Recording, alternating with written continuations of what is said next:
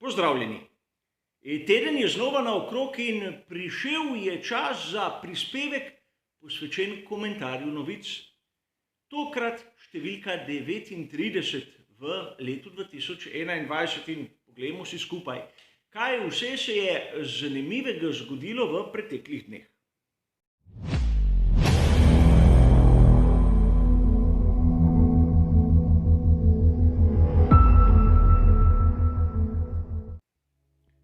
Tudi v tokratnem prispevku ne bo nobenih revolucionarnih sprememb. 4 različni sklopi in viri, kot običajno, so navedeni v opisu, kjer dobite vse bližnjice do originalnih člankov. Danes boste videli, kako je pomembno imeti dobre vire.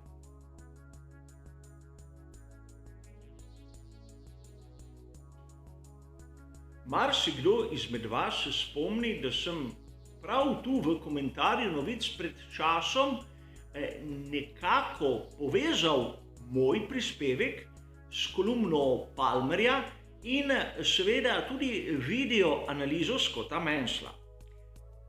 Takrat je šlo za interpretacijo trka med Lewisom Hamiltonom in Maxom Verstappenom na veliki nagradi Italije. In nič kaj takega. Zgodi se, da različni ljudje imajo podoben pogled na nek dogodek. Včeraj me je nekdo izmed vas opomnil na nekaj izjemno zanimivega. Namreč, malce v šali me je zaskrbljeno vprašal, če nisem morda začel prepisovati od Joylana Palmerja. Usmeril me je na njegovo redno kolumno na uradni spletni strani Formule 1. In tam je Palmer naredil analizo dogodkov iz velike nagrade Rusije pri radijski komunikaciji med ekipo McLarena in seveda Landom Norrisom. Sam sem prav v tem tednu govoril o isti temi. Z eno pomembno razliko. Sam sem prispevek objavil 27. septembra, Palmer na uradni spletni strani Formule 1 28. septembra, torej dan za menoj. A dvomim, da je on prepisoval od mene. Čeprav verjamem, da mnogi avtorji si ne citirano izposojajo misli drugih, ki so bližje dogajanju in bistveno bolj obveščeni, kot so oni sami. A to ni moja težava. Ni me sram priznati, da sem si kako misel sposodil od koga drugega, še posebej, če da to neko dodano vrednost mojemu prispevku. Palmer v svoji analizi je dodal kar nekaj zanimivih dejstev celotnemu razmišljanju. Namreč, povedal je v tem sestavku, da morda način, kako so informacije podali Norrisu, ni bil pravi. Morda so mu hoteli v prekratkem času podati preveč informacij in to ga je zmedlo. Seveda, ljudje smo vsi različni. Naprimer, Lewis Hamilton si želi vedeti vse o vsakomur, ki se takrat nahaja na progi. Morda bi bilo Landu Norrisu dovolj, da bi povedali, ne skrbi, pridi v bokse in vozi na polno. A seveda, nam je sedaj izjemno lahko, kajti vemo, kako se je dirka za veliko nagrado končala. In prav tu je ena izmed tistih dodanih vrednosti, ki jo daje članek Palmerja. Povedal je nekaj, na kar je večina nas avtorjev pozabila. Pri Mercedesu so bili drugi in imeli so dovolj prednosti pred tretjim, da so lahko brez skrbi šli na menjavo. Pri McLarenu so se borili za zmago in ukolikor bi se zmotili, se je pač zgodilo tisto, kar smo videli. Zmotili so se in zmaga je šla po zlu. Torej, razumeti moramo tudi ta pogled, to pričakovanje, to željo po zmagi, ki marsikdaj prisili tiste glavne akterje, da naredijo tako kardinalno napačno izbiro.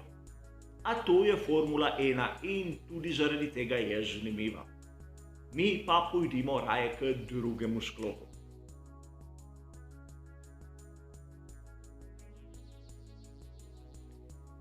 V našem drugem sklopu se bomo pogovarjali o članku, ki je bil objavljen na spletni strani motorsport.com 28. septembra. Govorili bomo o Nikiti Mazepinu ter njegovemu obnašanju na progi. Na veliki nagradi Rusije je dobil strani vodje dirke Mihaela Masija tisto znano belo-črno zastavo zaradi manevra v 12. ovinku nad Yukijem Tsunodo. Da vas spomnim, to je tisto zadnje opozorilo, preden bi zadeva šla k komisarju. In Mihael Masi je v članku začel razlagati praktično, zakaj je bil v navednicah prisiljen pokazati ruskemu vozniku to zadnje opozorilo. Govoril je o tem, da njegov manever je bil nedopusten. Zaprl je pot Tsunodi, ki ga je skušal prehiteti s pomočjo sistema DRS. A po drugi strani isti Masi ne vidi kritičnosti. Torej ne razumemo, ali Mazepin je nevaren ali ni nevaren. Sam Masi pravi, da gre za neke vrste stil voznika, ki je različen od primera do primera. Ampak, ukolikor je razumljiv ta manever, zakaj potem zadnje opozorilo? Zopet argument, ki nam pravi na to, da Nikita Mazepin zaradi svojih preteklih dejanj in slovesa nekako pritegne več disciplinskih postopkov kot nekdo drug. Kolikor bi prekršil pravila, bi bil seveda pod nadzorom komisarjev in verjetno tudi ustrezno kaznovan. Ampak mnogokrat smo slišali, takoj ko voznik zagleda bolid ekipe Haas in Mazepina v njem, se začne pritoževati. A sam imam še pred očmi tisti pogovor Fernanda Alonsa s svojimi boksi, ko ni bil zadovoljen z obnašanjem voznika pred seboj in jih je vprašal, kdo pa je ta pred menoj. In ko so mu povedali, da je Kimi Räikkönen, je enostavno utihnil. Seveda, s časom se bo polegel prag tudi okrog Mazepina. Ampak do takrat bomo brali take članke.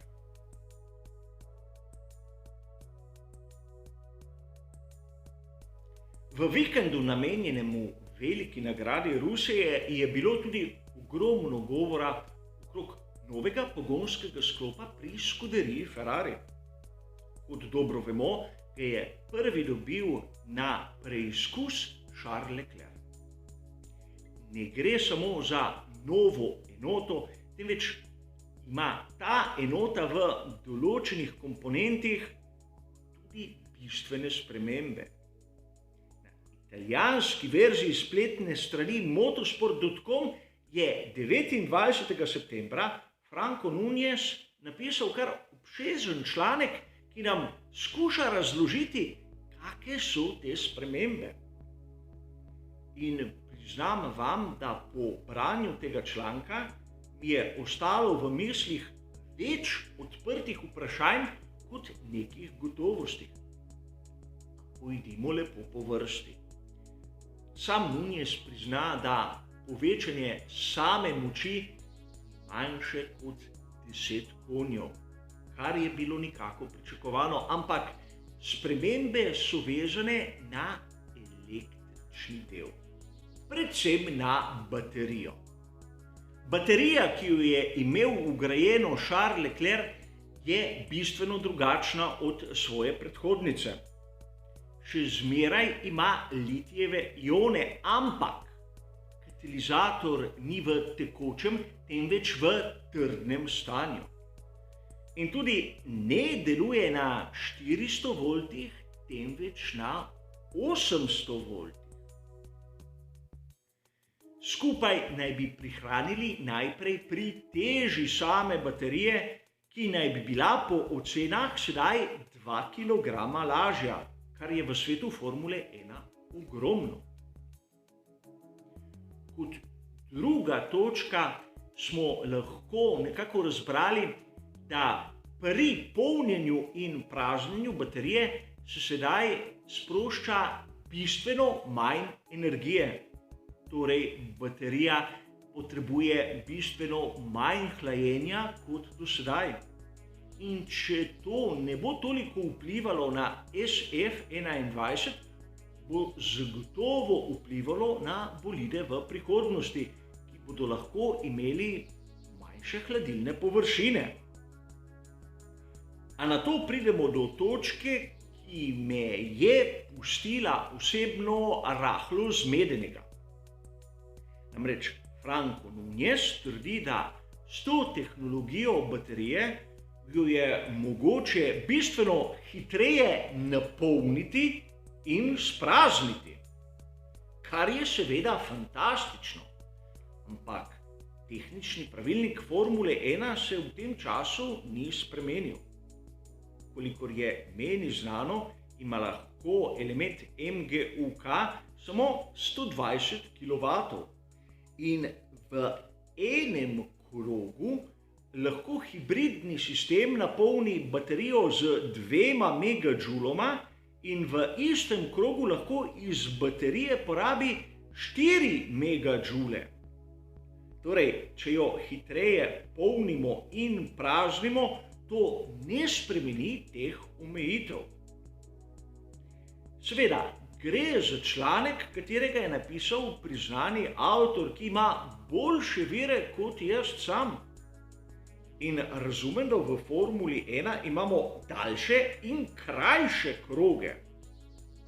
Ampak, če lahko v enem krogu dodamo v baterijo določeno količino energije, pravzaprav ni važno, kako hitro jo dodamo. Ali v prvih 2 ovinkih, ali pravzaprav tik do zadnjega metra. Več kot toliko po pravilniku ne smemo, ukolikor nismo rahlo ukrivili pravil. In tu je eno izmed tistih vprašanj, ki me malce bega. Zakaj? Razumem, da hočejo pri Ferrariju imeti lažji element pogonskega sklopa, ki bo zahteval manj hlajenja. Ampak zakaj bi ga bilo potrebno hitreje polniti in prazniti pri teh omejitvah, ostaja pri mojem tehničnem znanju še zmeraj odprto vprašanje. A pojdimo naprej.